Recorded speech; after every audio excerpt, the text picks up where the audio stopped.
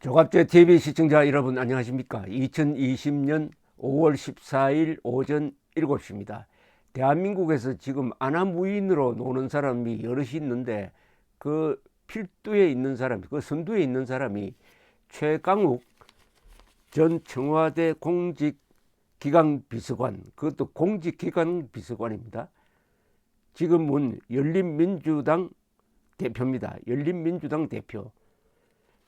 이 사람은 절대로 출마를 해서는 안 될 사람이었습니다. 왜냐하면은 지금 피고인이 돼가지고 재판을 받고 있는데 조국 관련 사건입니다. 그러니까 조국 씨 아들에게 허위 인턴 증명서를 발급해 준 혐의로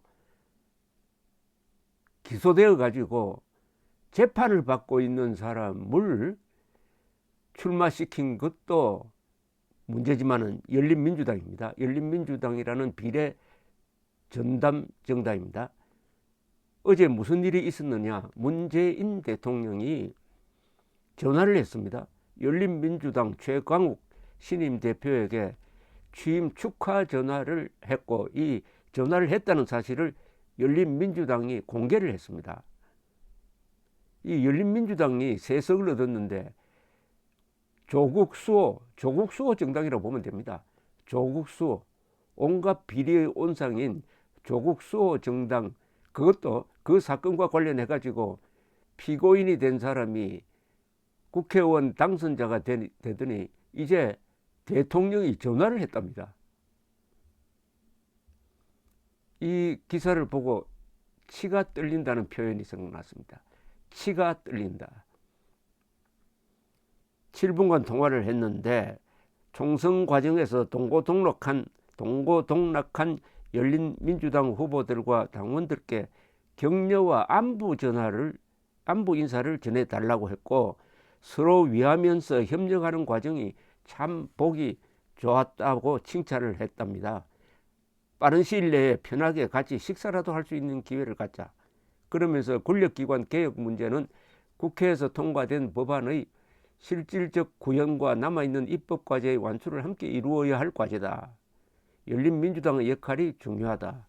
이 말은 7월에 헌법에도 근거가 없는 고위공직자 수사처가 출범하니까 여기에 힘을 보태달라는 뜻으로 말했다고 조선일보는 전하고 있습니다.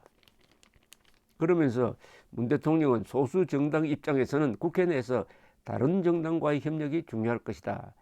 이에 대해서 최 대표는 국민께 총선 때 등대 정당이 되겠다고 말씀드렸다. 소통과 협력에 주저하지 않겠습니다라고 했답니다.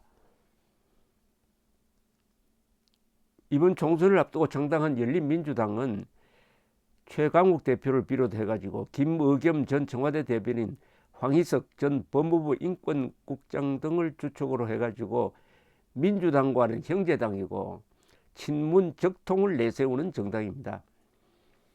자, 이 최강욱이라는 사람이 재판을 받고 있으면은 좀 자숙해야 될 텐데, 윤석열 검찰총장을 겨냥해가지고 거세게 비판을 하는데, 이렇게 강큰 짓을 할 수 있는 거는 내 뒤에 문재인이가 있다, 이거 아닙니까? 내 뒤에 문재인이가 있으니까 자기를 지금 기소한 검찰을 향해서 개혁을 하라고 합니다.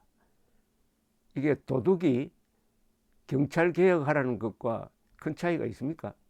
물론 최강욱 씨는 도둑으로 확정되지는 않았지만은 지금 기소된 내용을 보면은 누가 봐도 그 혐의에 진실성이 있다는 느낌을 강하게 받습니다. 그런데도 개선 장군처럼 이야기하는데, 문제는 문재인 대통령이 이런 일련의 법치 파괴 행위를 조장하고 있다는 사실입니다. 문재인 대통령은 역사의 법치 파괴 대통령으로 기록될 것이 분명합니다. 법치 파괴, 안보 파괴, 작금의 복지 파퓰리즘으로 경제의 원칙, 공짜는 없다는 경제의 대원칙을 부수는 경제 파괴, 법치 파괴, 그리고 안보 파괴, 물론 지금 총선 대승으로 지지율이 올라가고 있지만은 글쎄요, 퇴임할 때 어떤 모습으로 퇴임할지 오늘 이 전화가 하나의 예시를 주는 것이라고 생각합니다. 이것은 헌법 위반입니다. 문재인 대통령은 취임할 때 그리고 헌법에 적힌 대통령의 책무에 대한 규정에 의해서 헌법 수호의 임무가 제일 큽니다. 그런데 오늘 보여준 피고인에게 전화를 해가지고 축하했다, 또 피고인의 출마를 사실은 방조했다, 이런 행위의 핵심은 법치 파괴입니다. 법치 파괴를 어떤 식으로 하느냐, 헌법 7조를 위반하는 방향으로 하고 있습니다. 헌법 7조는 모든 공무원은 국민 전체에 대한 봉사자이며 정치적으로 중립해야 한다고 했습니다. 문재인 대통령과 이 최강욱 씨는 국민 전체에 대한 봉사자가 아니라 자기 편을 위한 봉사를 하고 있습니다. 문재인 대통령이 전화했다는 것은, 이것은 자기 편이면은 피고인이 되어도 이렇게 격려하고 해도 국민들이 어쩔 건데, 국민들이 어쩔 건데, 이런 거 아닙니까? 국민들이 어쩔 건데, 총선에서 이겼는데 어쩔 건데. 아니, 이런 일이 우리나라 역사상 처음입니다. 이런 뻔뻔한 법치 파괴. 그리고 세계 어느 나라에도 이런 일이 있을 수가 없습니다. 문명국가라면은. 여러 가지 잘못이 한꺼번에 겹쳐서요. 첫째, 형사 피고인이 출마했다는 거. 그 형사 피고인이 겸손한 게 아니라 검찰에 대해서 노골적인 비판을 일삼고 있다는 것. 여기에 대통령이 자숙을 요청하는 전화를 한 게 아니고 더욱더 그 방향으로 잘하라는 격려 전화를 했다는 것. 이걸 합치면은 헌법 무시, 탄핵감입니다. 헌법 무시. 그리고 인륜을 무시하는 거죠. 인륜, 헌법 전에 인륜과 상식이 있지 않습니까? 상식을 무시하는 거죠. 그러면 이걸 통해서 우리가 제3 확인할 수 있는 것은, 문재인 정권이 말하는 법치, 문재인 대통령이 말하는 법치는 뭐냐? 법치 뭡니까 그게? 자기 편을 위한 법치입니다. 법을, 자기 편을 지키고 상대방을 옥죄하는 쪽으로 법을 활용하는 거죠. 그 영향권 안에 든 법원이 정경심을 조건 없이 석방하고 구속 연장을 하지 않고 박근혜 전 대통령과는 완전히 반대의 취급을 하고 있습니다. 그러니까 박근혜 전 대통령을 취급하는 법과 정경심을 취급하는 법이 따로 있는 모양이죠. 이중잣대입니다. 이중잣대. 그리고 조국 동생도 어제 풀어주었습니다. 이게 바로 문재인 정권이 계급투쟁론자라는 확실한 증거입니다. 계급투쟁론자는 뭐냐? 이 세상을 우리 편 계급과 상대편 계급으로 나누어 가지고 우리 편 계급에게는 이 최강욱에 대한 태도처럼 무슨 짓을 하든지 적극적으로 밀어주고, 상대편 계급에 대해서는 박근혜 전 대통령에 대해서 하듯이 모질게 하는 게, 이게 계급적 법 적용입니다.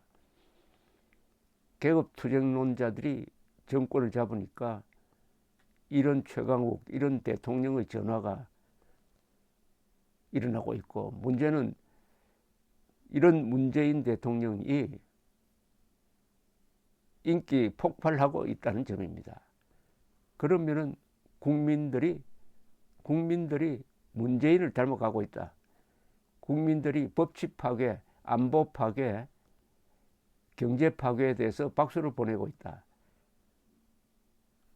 국가도 자살할 뿐만 아니라 국민도 자살하는 수가 있다 하는 그런 느낌을 주는 치가 떨리는 전화입니다. 치가 떨리는 전화. 그러나 앞으로 문재인 퇴임할 때까지 기간은 2년 남았습니다.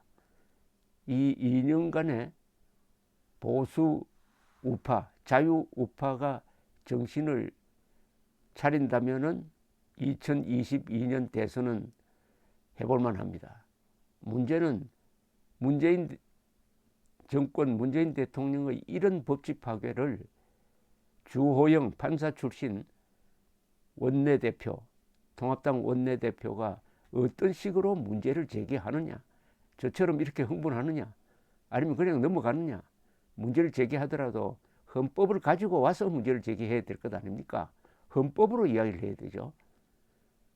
대통령은 헌법이란 눈밖에 가질 수 없다 하는 게 링컨의 이야기인데, 대통령은 헌법을 파괴하고 있으니까 통합당이라도 헌법이란 잣대로서 이 문제를 엄중하게 다뤄야 될 것이라고 생각합니다. 광화문에서 외쳤던 구호가 뭉치자 싸우자 이기자인데, 태극기로 뭉치고 헌법으로 싸우고 진실로 이기자입니다. 헌법으로 싸워 봅시다. 감사합니다.